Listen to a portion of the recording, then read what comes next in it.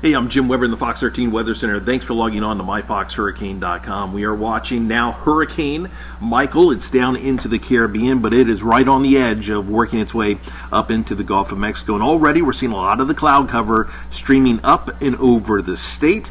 We'll continue to watch breezy conditions as we go through the rest of today. The waves will continue to build across the Gulf of Mexico as Hurricane Michael works its way in. The big issue with this is it looks like this is really set to have more of that rapid intensification. This could become a major hurricane by tomorrow. 21.2, 84.9. Top winds right now are at 75 miles an hour. It's moving to the north at 7 miles an hour. There you see by tomorrow night could be a Category 3 hurricane. Winds of 120 miles an hour, potentially making landfall as a major hurricane. We could see 120, 130 mile an hour winds with this storm as it makes landfall. Still have to watch along that cone, although the steering currents are fairly strong in the atmosphere, so I don't think we're going to see big changes in this track one way or the other, but there will certainly be little nudges here and there as far as what that forecast track will be. Remember, a lot of this storm is sitting on that eastern side. It's kind of a little bit of a lopsided storm right now, so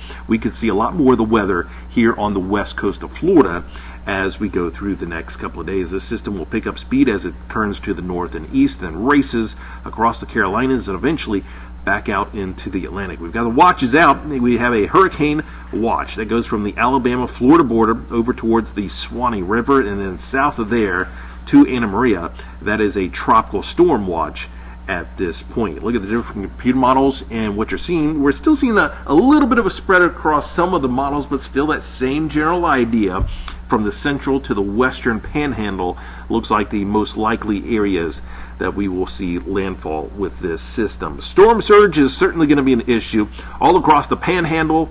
Anything to the east of the center, 7 to 11 feet up into the Big Bend. As you get into Citrus and Hernando County, we could see 4 to 6 feet for that surge. And even in Tampa Bay, as the winds turn to the south and eventually the southwest, a 2 to 4 foot surge working its way into the bay. There you see the wave heights as the storm makes its way through the Gulf of Mexico. Initially, we have that wind coming out of the east and the southeast on Tuesday, but by Wednesday, notice the winds. They're changing direction out of the south, and that's where we're going to start to see more and more of the issues along our coastal areas as we get into late Wednesday, and Michael works its way to the north of our latitude. As far as rainfall amounts, really, really heavy rain across the panhandle, but here even on the west coast of Florida. Remember, since this system has a lot of it sitting on that eastern side, we could be looking at some fairly substantial rainfall totals as we head through the middle of the week as Michael works his way on towards the north. We've got a lot to watch with this system. There will be little changes along the way. We'll keep you updated right here on myfoxhurricane.com.